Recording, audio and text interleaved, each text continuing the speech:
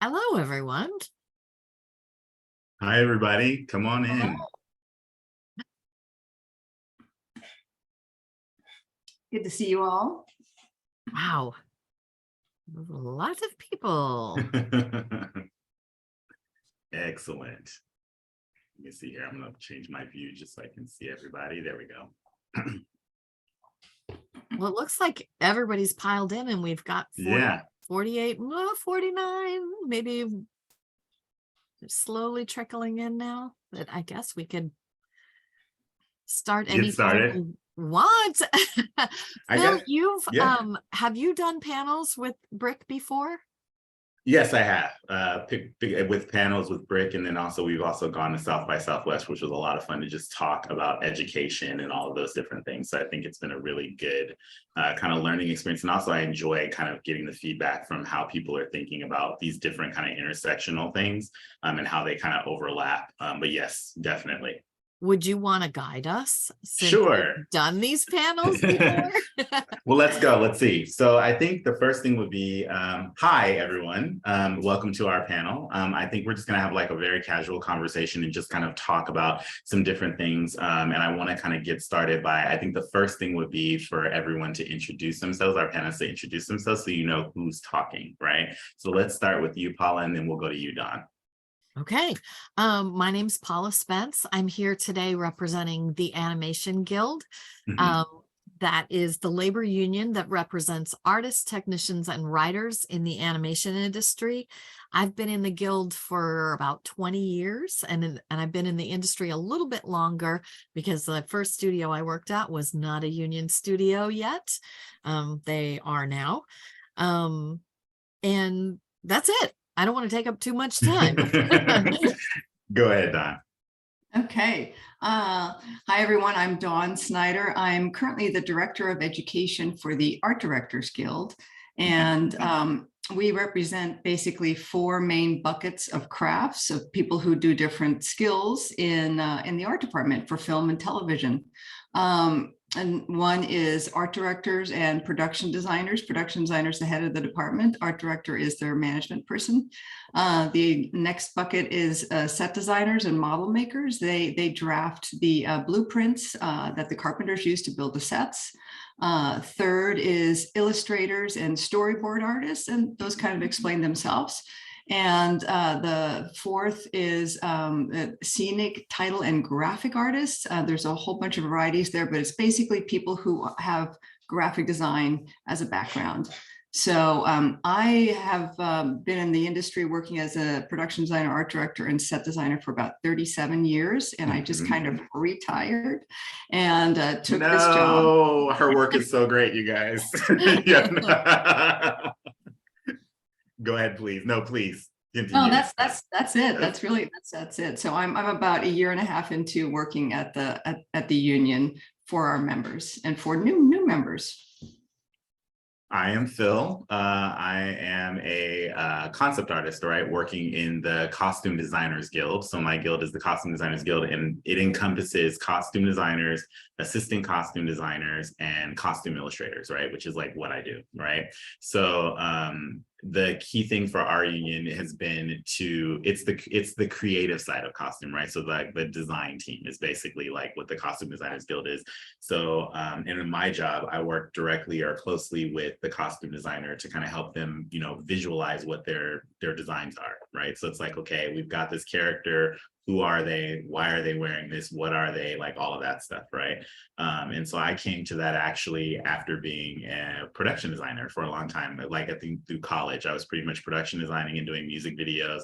And I thought that that's kind of where I wanted to go. Still enjoy that, but it was like doing commercials and all that stuff. And then by happenstance, I saw a panel of costume designers at the at Comic-Con when I graduated. And so I just went down the line and showed them my portfolio, and they were like, you should join our union. And so I did. And then I just got hired, and I've been doing it ever since. So it was like kind of a crazy shift and transition for me. But it's still surprisingly what I love, and then we'll start, is basically, I thought like production design and costume design work so closely together, and the processes are very similar. Like they end up that everything ends up different, you know, like in the end, like it's like costume versus sets and all of that. But I felt like the creative process was something I really enjoyed for both. Just kind of looking at something, breaking it down, figuring out what it is, coming up with ideas, you know, being spontaneous.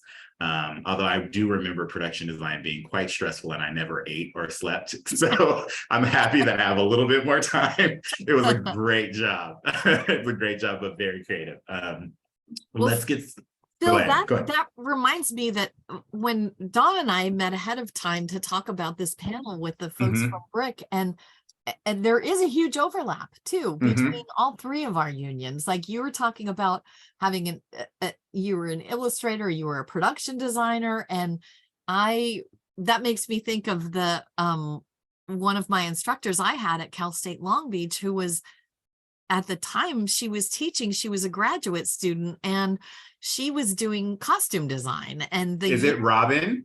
It's Robin. Yeah. Robin was my teacher.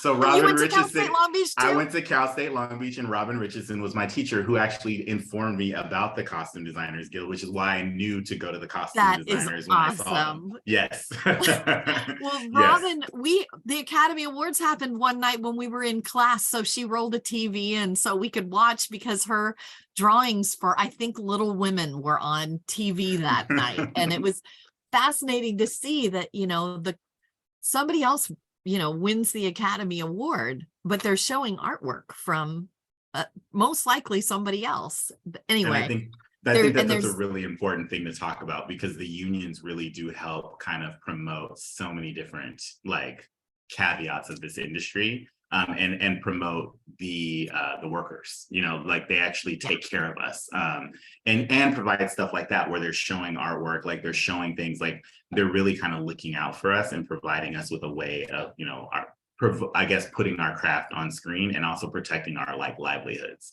which I enjoy. But there is, when we start to talk about this, you guys will see between all of the unions, there is a lot of overlap, because film's collaborative, right? Like we're all, you know, working on the same thing or working together, or just like within the same kind of industry. I want to start asking you guys questions when I have time for them. Sure. Which is, I was like, no, I want to get into it. It's just like, what do you guys think the benefits are for being in the guild?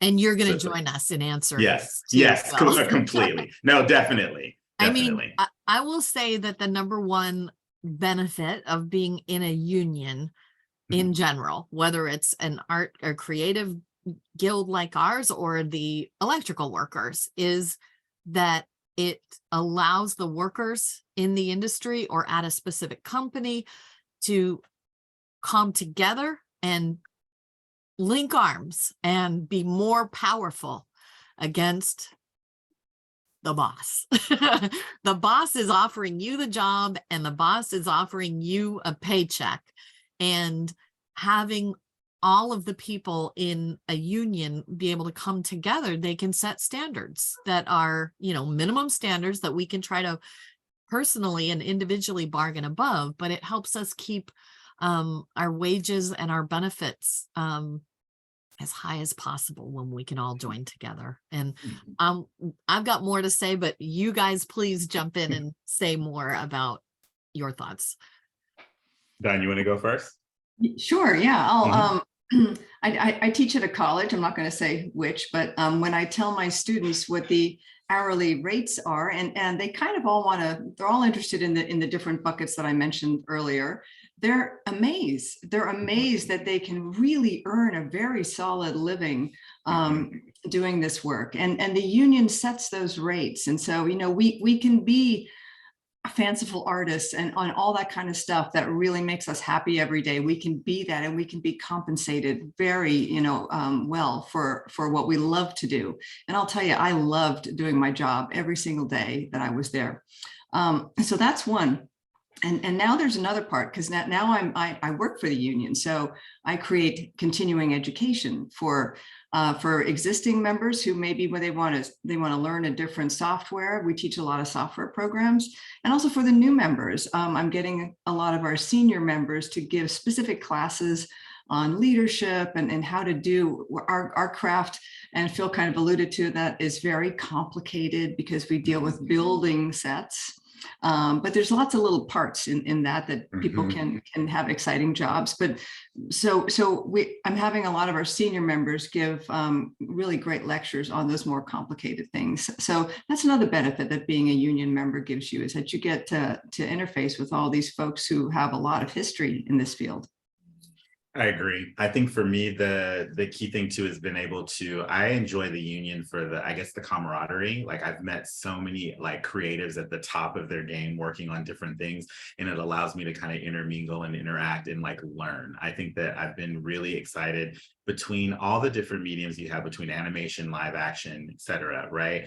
There's this ability, especially on these big projects, right? The union projects, there's this ability to take on into yourself whatever project that you're working on. So it's like if you're working on Black Panther, I get to learn so much about Africa, like that I never knew, right? And I think as an art director, you're constantly like, you have to focus on that specific thing at a time, right? So it's like, if your project is this, you're buried in all these books and, and you're like into it. And I think that that's a fun thing, but the union then provides you the backbone to be able to do that. It's like, it's this constant force where it's just like, hey, like when you talk about rates, right? There, you can't be paid under a certain rate, right? So it's like, whereas like when you're negotiating for yourself and you're a young artist and you're trying to figure it out, there takes a few times where you might get screwed over, or there might be people that are just like, I'll give you an example. My friend Oksana is a really great costume illustrator, right?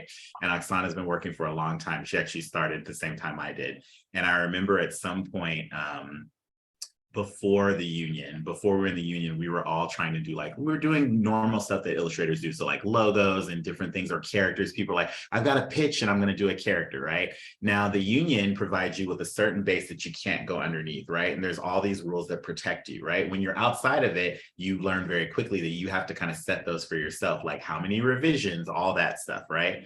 And I remember what ended up happening is Oksana had given a price. She had someone that wanted her to do some character design, right? So she'd given a price and she said, I'll do them for like $200 a sketch, just a pencil sketch. Like I'll do them, I'll put them out or whatever.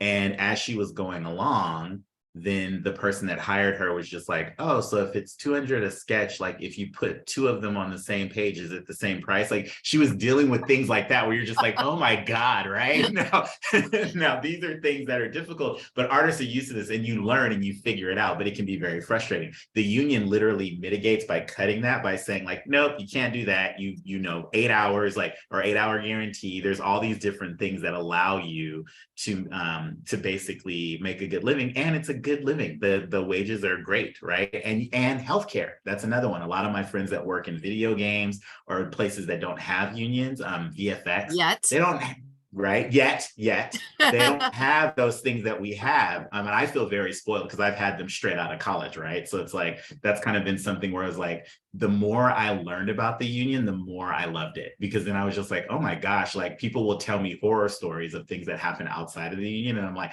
I am so glad that I have the union to protect me. Yeah. I mean, it's interesting that you say that, like, our local, and I'm sure yours will as well, go out to events like CTN or Lightbox or different conventions where, folks that want to get into the industry come to try to make connections and get it in. And I will go to my guild's booth and I'll just be sitting there waiting. And then this young woman or young man will come up, and then there's a parent behind them looking nervous and slightly overwhelmed. And I go, parent, hey, can I show you this? And I pull out our union contract and I quickly go over, the members of our union can have a real sustained career. A lot of times you're working freelance, or you might be working gig to gig, but you can also get a longer term job, or once you build your portfolio and your resume and your reputation, there's people that have to turn work down, because they're constantly working and might even be taking on more than they can handle. But it really is, healthcare and benefits and 2 pension plans. And our guild has a 401k as well. And, the healthcare is great. And our unions have been able to build our healthcare plans in a way that allows us to have coverage between jobs, So if you're working for 9 months and then you don't work for 2 months, your healthcare goes with you, it goes with you to the next job, and it stays with you when you're not working. So it's really gratifying to me to see parents and be able to give them a sense of relief about what their child is getting into, that you can have a career. And I tell my mom, I'm 54 years old, and I still tell my mom every time I get a new job, I got a raise, or I got a new job, or I'm going to move from this project to that project. And she goes, "Oh, I never have to worry about you." Like, that's a because really good feeling. my sister and brother don't have as much stability as Yeah. me. I think Anyway. it's a good point. Did you have something to say, Don, too, about this? Well, I was actually going to sort of skip ahead in everybody's lives, because I'm at that other. I'm older. You're than at you. the place where we're jealous at this point. Every time Yeah. someone's like, "I'm retiring," I'm like, "Take me with you." But honestly, I never could have imagined when I think I was about 25 when I began in this career, that I could, at age 60, and that is when I pulled my retirement, retire with full health care for the rest of my life. Yeah. And two pensions, as Paula mentioned. So just absolutely amazing. I remember thinking in my mid 40s that I was going to leave the industry, because we all come to those places where, it's just exhausting and we think something else is better. And I looked at how many years I would need to get this full coverage. And I'm like, oh, it's only 15 more years. I can do that. So I did. And I'm so glad I did. So there's, and I know you guys don't think about that going into it right now, but it is just an amazing thing that when you're later in your career, and now I can go and have another career, which is what I'm doing. I'm creating education now instead of working on shows. So it's really a win-win. You can hear the love from both of them in terms of like knowing that you're covered, right? I think it's a benefit, and that's from both spectrums, right? That's like your parents knowing that you have picked a career where you feel safe and you're secure, and then moving into retirement knowing that you will still be safe and secure, and all that while doing art, which is just like, I know for my parents were like, "We're so happy you're not professionally poor." Like, like just kind of like, that's the thing. And like, that's kind of been, I think now, granted, my background is a little different, because the reason I kind of transitioned into it as I was also in SAG. I was an actor from 3 until 17. So that was kind of like my formative years, and I was working. And then I moved into doing art in college because I didn't like the roles that I was being offered. I felt like they weren't diverse enough in terms of the way Black men were presented on TV. So I decided to go behind the scenes and change that, which is why at first I didn't even know what a production designer was, right? I was just like, I like art and I like film. How do I combine those? And then someone in my first year of college was just like, "You should be a production designer." And I'm like, "Okay." And so I started doing that, right? And it was super fun. And I did that all through college, and it got me to where I was working right out of college until I moved into the Costume Designers Guild. And the guild actually showed me, the guild was like coming home, because SAG actually provides, it's a similar thing, right? It's providing like stuff for actors and stuff, and it feels like a base. But then there was a while where I was floating where I didn't have any of that. And then going back into the Costume Designers Guild, I was like, oh, this is what was missing. Like, right? It was like I needed that foundation or that base. And then, like they said, healthcare is incredible. So it's like, and that's just one benefit. There are multiple benefits. Do you guys feel, I think in terms of practice, how do you feel like the guild supports its members? Because I know that that's more broad. I've gone first every time, so I'm gonna let you guys go first, but I've got stuff to say. Okay. We have 3,200 members, and so and again, they sort of, there's more art directors and production designers, because every movie or television show has movies have like 2 or 3 or 4 art directors, and every single one has one production designer. And there's a lot of people to support, but we have we've got two guys at the very top of our union, and that's just who's been nominated right now to be in charge.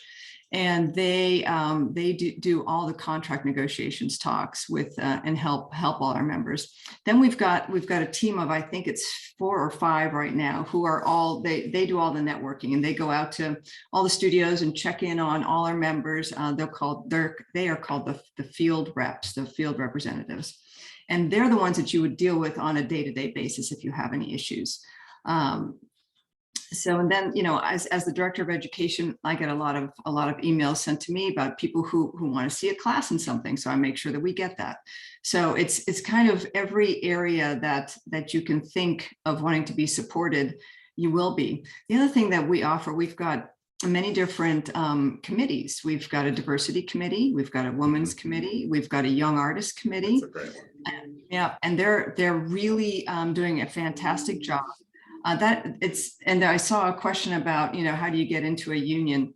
It's a little challenging, but I'll say when you do, what you want to do is try to join one of those committees right away, so that you can get known by people, because that's a smart thing to do. And I'm sure we'll segue into how you join a union here in a second. But I really feel like our union supports us very well, but there's always room for improvement.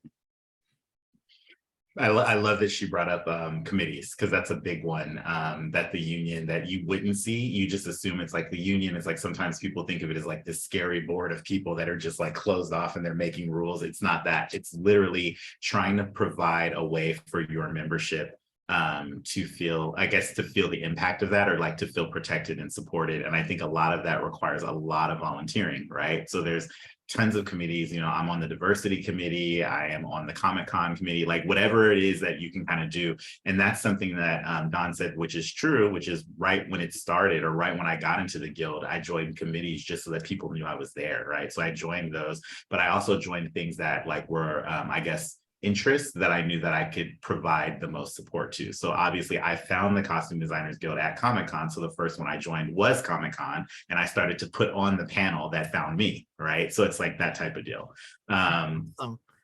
What do you think? Same thing, again, we also have committees. We have about 6,300 active members, and then we've got about 3,000-4,000 that have retired since we, became a guild in 1952. But we have the committees too. Same thing. We have a people of color committee. We have a young workers committee. We have craft centric committees. So it'll be a place for technical directors to get together and talk about their craft and their needs. And those committees are incredibly helpful for us when we get into negotiations, where we need to know what our members need, what's not working in the contract, because that's how we can get more from the employers. So we support our members that way. And then we do some of the same things that Dawn was mentioning with having, and without an education committee, we have a member programs coordinator, and she will do a lot of programs that, like, she'll round up volunteers if we need to do something. Like while we were in negotiations, we put on a rally at one of the bigger locals to just get together on a crowded street corner and show the employers that we mean business and our members are together. And that person in our office will also help us run programs. Like, I had someone reach out to me at a Los Angeles Federation of Labor, House of Labor meeting. And that's just a different thing I volunteer for. But she reached out saying, "You're in animation.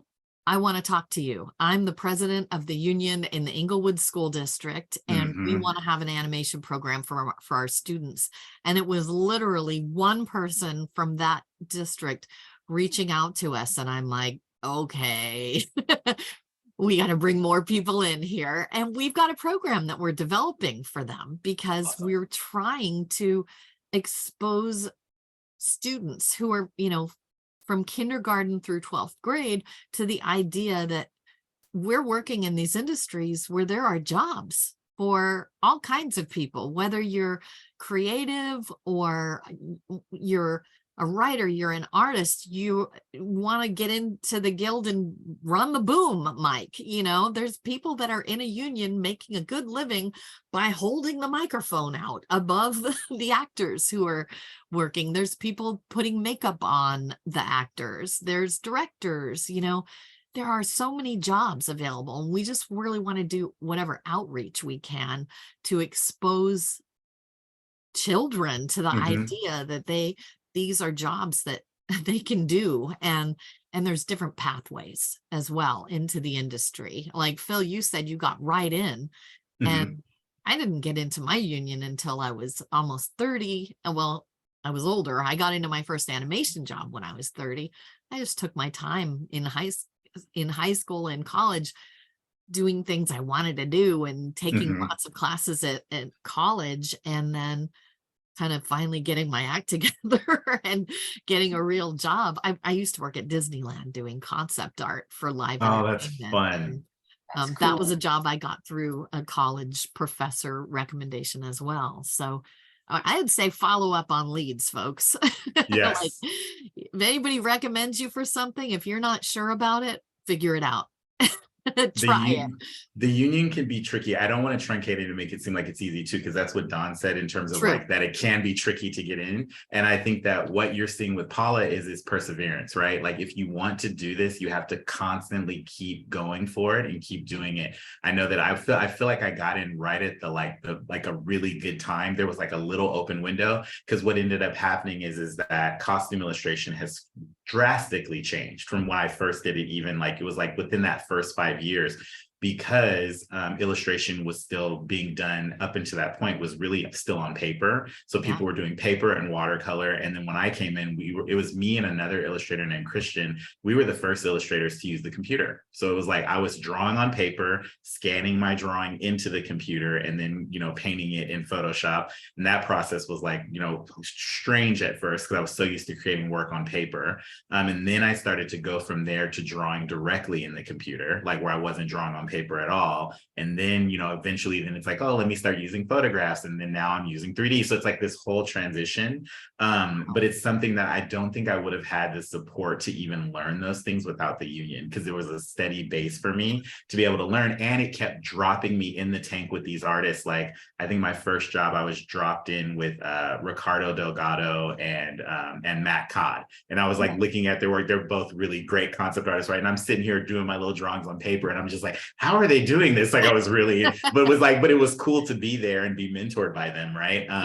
And so I think there's that. And then there's also the caveat of the unions kind of going out and being to the community. So it's not just helping the union members, it's about spreading it to everyone else. I have a core memory of being in elementary school, and here in LA, whenever it rains, we would have like rainy day assemblies where they would take you can't play outside. So they bring you inside and they show you something. And I remember at some point it had been raining all week. They knew it was going to rain. So we came into the assembly and they had brought an artist. That was a marionette guy, and he was doing a whole show of the story of Aladdin, right? Granted, I didn't become a puppeteer, but I still remember that. So what the union does, which I really love, is when you go to a place and you show kids that something exists, even if they don't necessarily go into it, it's really important for them to know that it's there. So it's really great. Like imagine what you could do with production design or animation if you know about that job when you're like 6 or 7. As opposed to finding out to it when you're like going to college and you're like, let me figure it out. It's a different pipeline for you if you're aware of those things. And the union does that very well. They go out, they filter out, the members are going out and showing people. And so I think it can make a huge difference, like to know that something's there. Your trajectory in life can be a lot different if you find out about something early, right? Yeah. You can learn so much from your fellow members as well. We have like mentorships, or not an official program, but we'll do a mentoring event or portfolio reviews. And like we had a group of older members who were having a hard time, navigating the job market.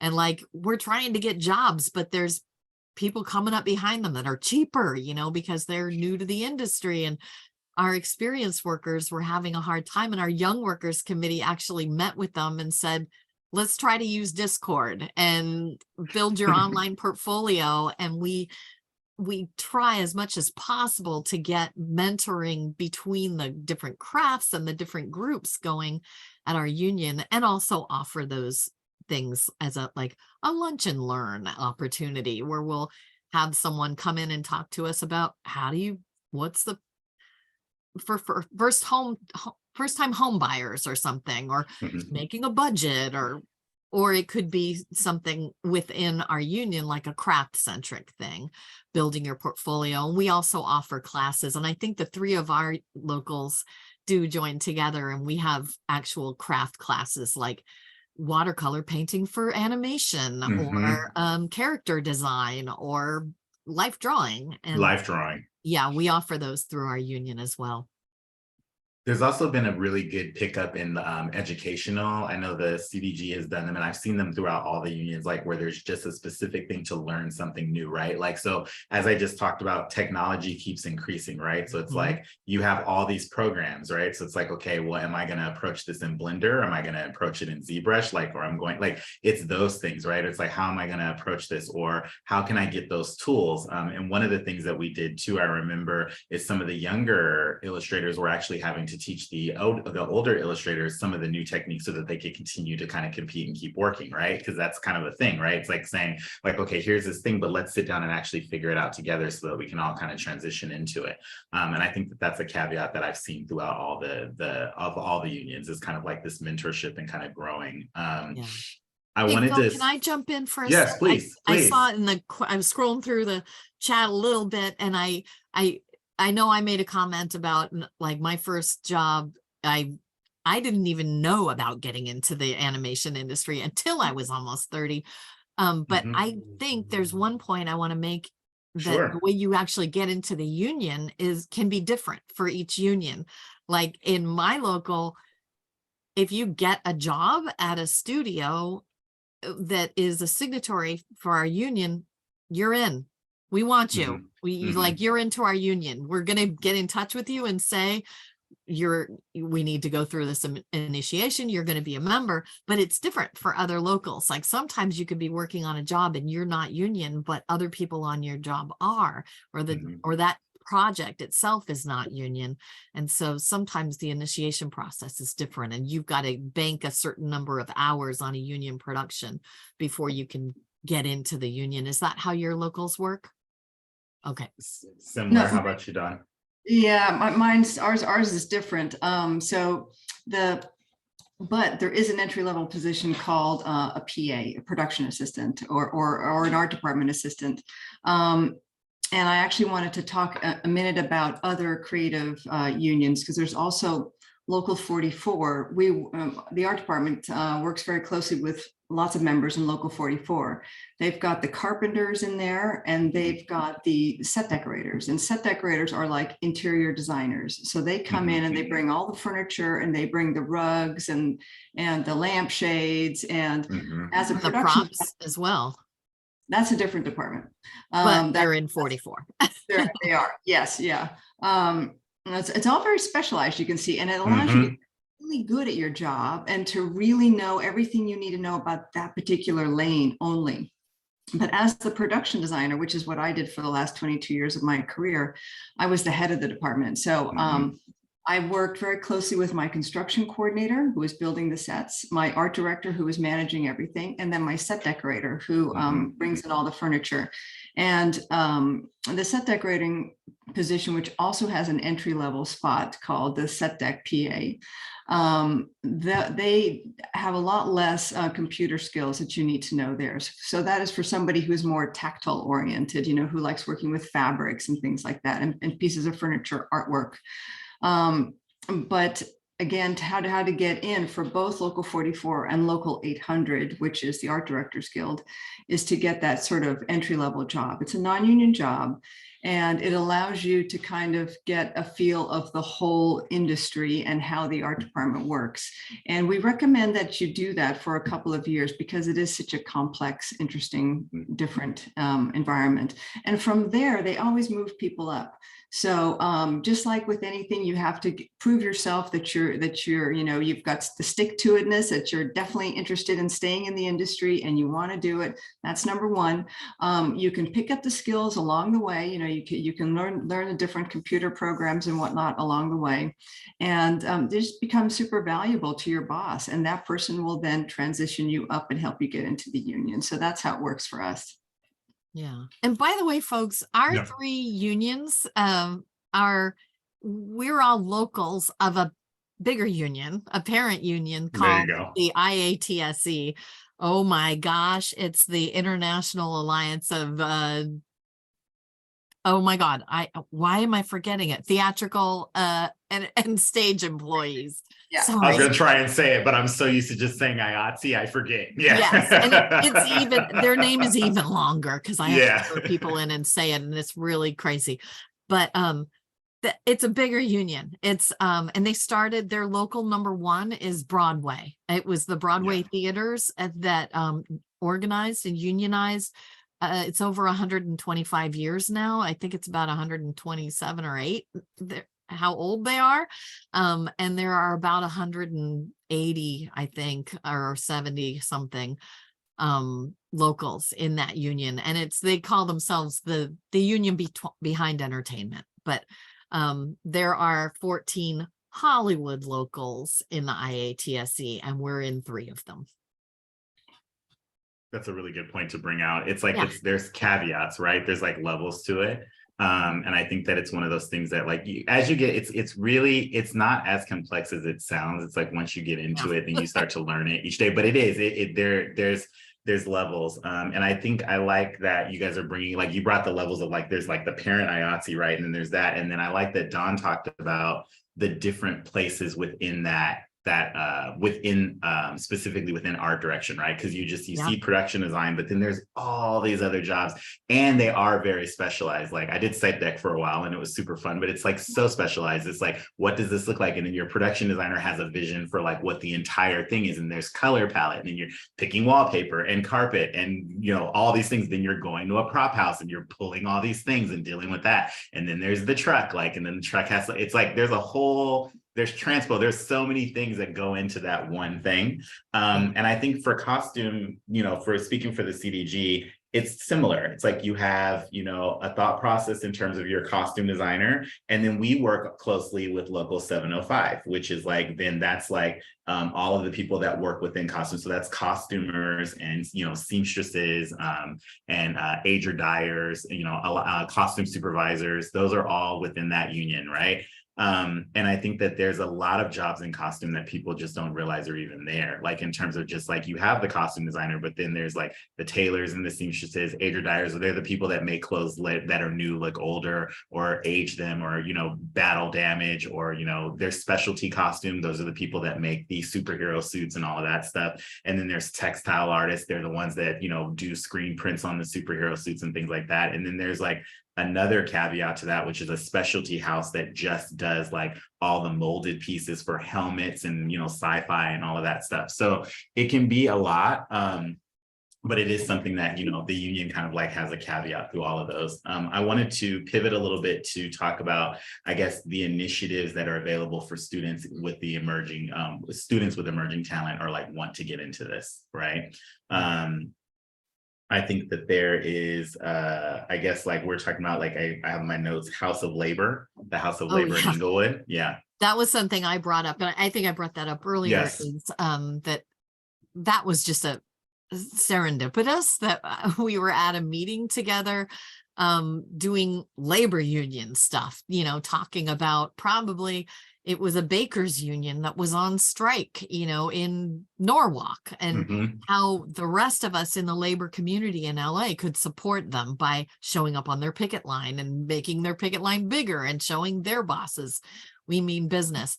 But within that union, someone reached out to us and said, we want to get involved. We want to bring your people to our schools. One thing that we do for emerging talent is that we will have portfolio review days, and we'll have our members volunteer to review portfolios. And we're going out to USC at the beginning of March to review their portfolios in their own portfolio review program, but we also do it at the Guild, and people who are following the Guild on social media can find out when this happens, and they can sign up and submit their portfolio to be reviewed. And I've done that. And I'm an art director, by the way, and a production designer, Mhm. but I'm Mhm. in the Animation Guild, and I Mhm.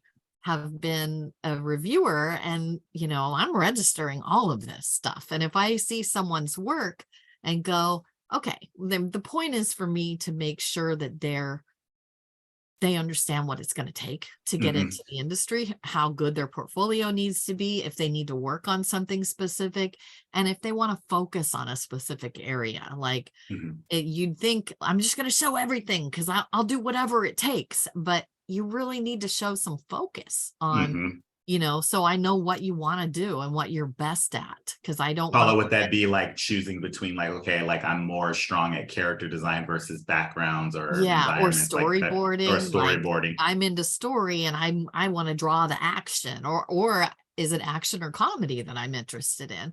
So I've actually hired people from those portfolio days. I don't hire them on the spot, but I have their information, and I Mhm. invite them to keep in touch with me so they can send me an updated portfolio and I can recommend them to other people. That's something that we try to keep going within our union, is to educate our creative supervisors who are in positions to hire, to look at talent that's not necessarily in the union already, because we do want to bring more different people into our union. We're Mhm. all interested in doing that so that the people watching our work can see themselves on the screen. And the best way we're going to do that is by bringing more different people into the union. So but it's hard uh, Yeah. sometimes for those folks to get a chance, because you really need an in to get a chance at a job, because it's so competitive. So I really like to keep track of the people whose portfolios I review. If they show talent and I can recommend them or hire them myself, woof, that's my favorite way. And our union, sorry, I'm gonna stop hogging all the time, but our No, union you're good. will we do a how to get your start in animation event every year. Mhm. It's online, and we reach out to schools. We reach out to the art schools in the area like Cal Arts and Art Center, but also the state schools where I went, and I just found out Phil went to, and schools in other states, because why not? Someone who went to SCAD in Atlanta or RISD in Rhode Island, or SVA in New York. We want everybody to come, and we put our members on the panels so they Yeah. can talk about how they got into the industry and hopefully offer some guidance.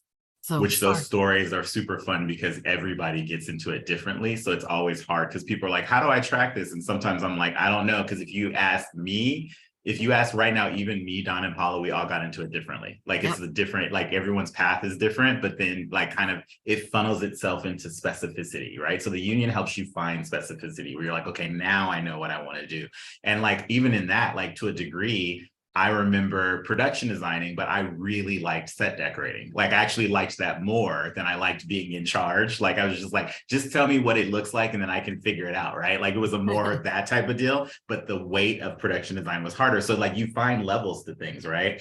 I enjoy kind of being in supportive in the Costume Designers Guild, being supportive of the costume designer, but sometimes it's like I will design, but I'm like, I don't know if I want to be the person that's in charge. Like it depends, and sometimes I do, right? So it's like it's finding that. I think Don, was there anything in terms of that ADG does to kind of support like incoming? Well, what we do right now is we do a portfolio review at EagleCon. So EagleCon is going to be at Cal State LA. I'm looking at the website here, and it only has last year's dates, but it's going to be in March. So I would check, just go online. I'll put last year's info in the chat box here. Perfect. And other than that, we don't do anything in-house yet. We do have, that's why I put the Art Directors Guild website in there. We do have the diversity committee who is doing a mentorship program. It's not completely engaged yet. But I would just kind of check on the Art Directors website and see, just kind of check it periodically. Let me go ahead and put the Cal State LA thing in there right now. There we The go. Costume Designers Guild constantly just goes out. They send a lot of our members out to the schools to talk about costume design and character, and then also to the different schools like FIDM and Parsons and Otis and places like that to kind of see if they can pick up new talent. But then the way in has generally been like, if you're wanting to be a costume designer, has been exactly what Don said earlier, which was to PA, which is like having a so we'll get a lot of graduate students from UCLA or different programs that are like that have the time and want to put in the effort to PA. And of course they end up moving up, especially if they're good, because they learn the ropes. They learn what's a PO, what's this, what's that, where is the Beverly Center? Like it's that type of deal. They start learning all these different things. And then you kind of start to focus in on what you really want to do. But I think that the departments, I remember being new and being in the department and just feeling like it was so overwhelming, because I didn't realize, not only did I realize there were so many jobs, I didn't realize there were so many specialized people that do those jobs. And then also like, you have to learn the balance. Like you have to learn like, oh, can't do that because that steps on this whole other union or this whole other job. Like, it's not just an over encompassing thing. It's about being specific, right? So it can be overwhelming, but it is good to start from the base and be a PA if you can get on those jobs and learn the department. Because I also think that when you learn the department, it makes you a better boss, because then you can empathize with the workers that are underneath you, because you know you've done parts of their job where you understand what they're going through, right? I think that was a really important thing. And some of the best bosses I've had every job in the department. So now they are very aware of your plight, you know, like when you're trying to figure things out. It's such a great way to learn too, when you can finally, if you can get an internship and then talk to everybody you can when you're doing your internship. But when you get that first job, talk to everybody on the set. You know, we're in animation, we're in a studio and we have this set area that we're working in. But I'm assuming it's the same for live action. Like you can learn so much just by sitting down and having lunch with somebody and asking them how they got where they are. They're going to be inclined to help you too, you know. They will be inclined to help you, and they're often very nice. I think that they're usually taken by surprise that someone actually is interested and also has the gusto or will approach them, right? Because many times like you can see someone and not approach them. I remember my first job was in 2007. It was the Mummy 3. And it was with Jet Li and then Brendan Fraser, that whole movie, right? I can't tell you when they finally, because costume and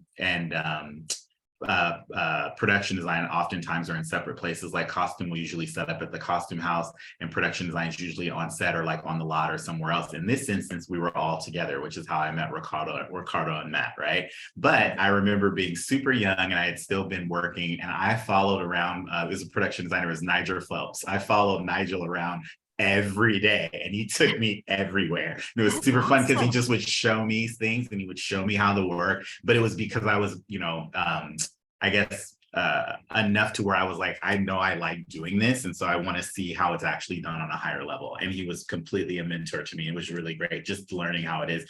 I didn't end up doing that, but it was something that it ended up kind of showing me the ropes, right? And I think that it's important to reach out. I also encourage students within the, like once you do get in the union, it's also great because there's lists, right? You can reach out to your peers, right? So they have like rosters and things like that. It's really good to do that. I often cold reach out to people. So for the students here, if you like something, or, you know, write someone, like usually they'll have a social media profile or something, write them. So I often still now as a professional, I'll watch something and I'll be like, man, the work in that was really great. And I will write the costume designer and say, hey, if you ever need an illustrator, if you're looking for this and you know, you're not like, and also with respect to my colleagues, they say, I'm sure you have illustrators you work with. If you need another one, I would like to work with you, that type of deal. And it's just a nice little reach out. And most of the time people will write you back. It's a really great response. So you guys need to do that as well. Put your best foot forward and be actionable. Don't sit. And also, I think it's actionable mixed in with a mix of a self-starter. I think that's one of the things that I learned from Nigel. Nigel was like, if you don't have work, make your own work. He was very actionable. Or right? ask somebody else if they need Yeah, or help. ask somebody else if they need help. That's exactly what it is. I Should think we we're coming- answer some questions? Yes, please. We should. Let's answer some of the questions that we have. Let me look and see. We did share here. some links to our unions. I don't know if Phil, you've had a chance to add any of those. Oh yeah, I'll have some. I'm right going to now. say if anybody's specifically interested in the Animation Guild, check out that link that's in the chat to the frequently asked questions, because there are links to our social media. And I'd say if you follow like our Instagram or something, you'll find out about that portfolio review day. You'll find out about the how to get your break in animation. You'll see those events.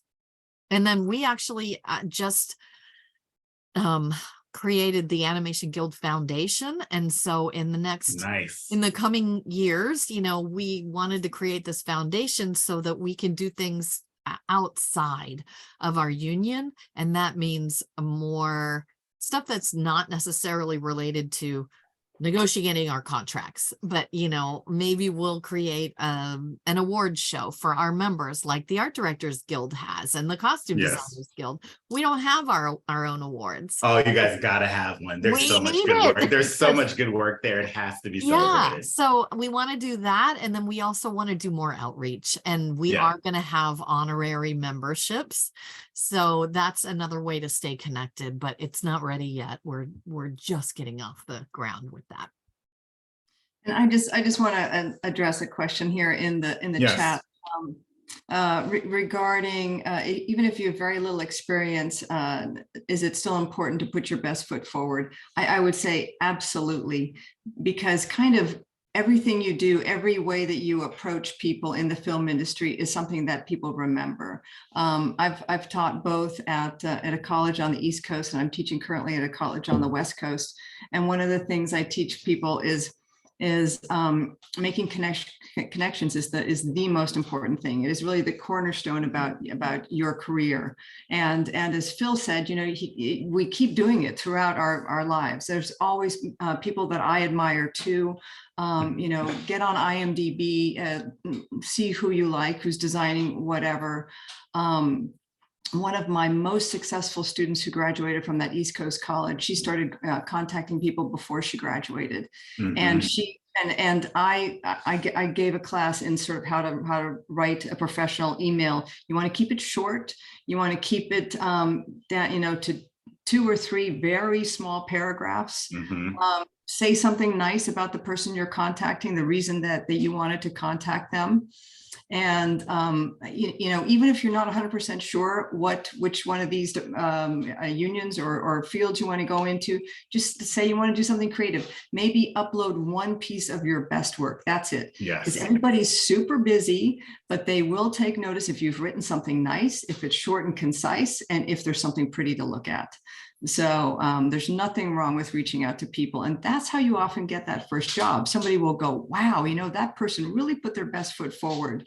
And I want to meet them, and I want to have them as part of my staff. I always did that. There's a lot of us who do that. We want to help you guys get in. So don't be afraid and intimidated about contacting us. So I really hope you guys took notes with what she said, because that's exactly the truth. It was short and concise, but that's exactly it. It's putting your best foot forward, but also realizing that person is busy. So if you write some long thing, they're probably going to tune out. Like I know for me, because I get so many emails, any of the long ones, because I'm personable and I want to respond to them, it might get put on the back burner because I don't want to skip past it, but I also might not have time to answer it. But a short one that's just like, hey, you're awesome, here's the blah, blah, blah. And then I see some artwork, I'm like, great, I can answer that right away, right? And I remember, and then also putting your best foot forward, there are certain tricks to just being able to go in to talk to people. When I interviewed, my first designer was Sonia Hayes. And she's the one that hired me for the Mummy. And so I went in, I had a suit on, I had a briefcase, and I had a portfolio, and I had brought all these books on ancient China, and I told her all these ideas I had. And she was like, those ideas are wrong, but I really like you and I'm going to hire you anyway.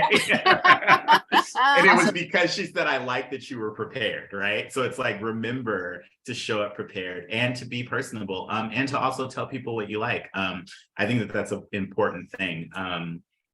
There was something here too that I wanted to focus on really quickly, which is someone said about shadowing. I get this question a lot, like, is there programs to shadow? Shadowing is hard in our industry because we're under extreme NDA. So like, it doesn't necessarily work that way. As Don said, a lot of times you have to try to get that PA position. Animation's kind of similar in terms of you have to get in or know someone or have your portfolio, right? So shadowing becomes a little different. I think that one thing that I can say is I have started my own company. My company is called 9B Collective, and we are the first Black-owned concept art studio. And all of our artists are all over the world. They have like a little bit over 100, and they're primarily BIPOC, right? So we're trying to make sure that we can infuse the studio with true diversity. But in that, because we are a studio that's hired by the studio, what we've done is we've created a little bit of a shadow program to where if we have junior artists that show that they are capable, when we get a job, we will hire our senior artists and put on one junior artist so they can shadow and learn. The pressure is not on them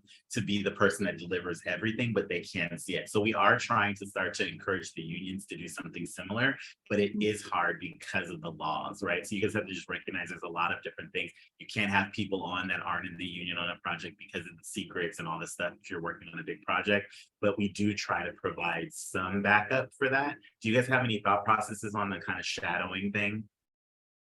I love that you have this company, by the way. That's awesome. That is really fantastic. Thank you. Yeah, the interns too are a little bit of a stumbling block. I've tried to get interns on my I've done a lot of television, so it's not quite as high end as the stuff that Phil works on. But it's hard because everybody has to be covered under an insurance policy, and a lot of studios just don't want to take the time. If you come in through knowing a producer, then for some reason those people can become interns. I don't know what the loophole is. I've never been successful in getting somebody as an intern. It's very hard. And you guys just have to know it's not personal. There's just so many different laws for it. So I know that that's it's a question I remember asking too. Like I was trying to get in an art department. I was like, is there like, can I just shadow or can I come out? It's like, you can't. It's impossible in that way. But they are trying to find ways to foster it out. And I think it's hard because there is such a bubble. Like film is such a bubble. And like once you get in it, then you don't see it anymore. You're like, okay, I'm in it. And now you're kind of moving forward and everything else. But I think it is difficult. So I think from the outside looking in, follow some of the things that Don and Paula said to try to like get your portfolios up, see if you can become an intern, not an intern, a PA, that type of deal. And that goes along for costume as well. It's the best way to get in, to learn, to get your bearing and your footing and to meet people. And then the rest kind of becomes up to you and how hard you want to work, how hard you want to like to network with people and to show them what you got, you know, and to put your best foot forward. I think, so do we have any other questions? I think we're pretty much at time. I know we're at time. I put my my email in the chat. So folks, if you have anything specific about animation, go grab that. You can also find me on the website and link to me. Yeah. reach out and ask a specific question. Like, it doesn't help necessarily if I get an email that says, what's it like to blah? You know, like, what's it like to be working as an art director in animation? Like, what? Like, that's a big question. Get specific. You know, if you want me to look at your portfolio, ask. Or, yes, you know, if you want to know if there's anything you can do to keep up on Animation Guild information, or if I can help you connect you with the right person, just ask. That's great. Yeah, and for me, I will put you in contact with our diversity committee. They will be more than happy to talk to you. Awesome. There's about 5 members there who really want to get engaged. We just don't have that machinery all in place yet. Yeah. But don't be hesitant. You know, send me an email. I'll plug you in with them. And for me, I put it in, if you guys want to contact us to learn more about 9B or about me, I actually will get these emails. The contact just goes to my email and then I can check through. I answer students all the time. I have a whole folder of just being able to go, and I will come to your school. I will talk to you guys. I love doing stuff like that. And I do mentoring one-on-one where I will say, like, let me look at your portfolio and I will give you the time. And you'd be surprised at how many professionals will do that. You just have to actually ask. You have to actually ask. Yeah. Okay. Yeah. Especially Thank- if we can reach out to multiple people, like if you want to bring us to your school, like Yes. we need Phil to come and talk to my whole class. I want everybody. That's great. We love that. Or I can send, and I know Dawn can do it. Like we can find different people in our union that are the Mhm. right fit for your school. And we would love to set up a volunteer to come out and meet with you guys. If you're local, great. Maybe we can come in person, but virtually, is even easier. Yeah. Correct. exactly. Thank you guys for joining us. We are out of time, but you have all the information in here. Thank you to Paula and Don. You guys were great, very you, Phil. knowledgeable. Much respect to in Paula. both of your careers. Thank you so much. And thanks, guys. We're all done. Bye, Bye, friends. Thank everybody. you for coming. Thank you. This is wonderful.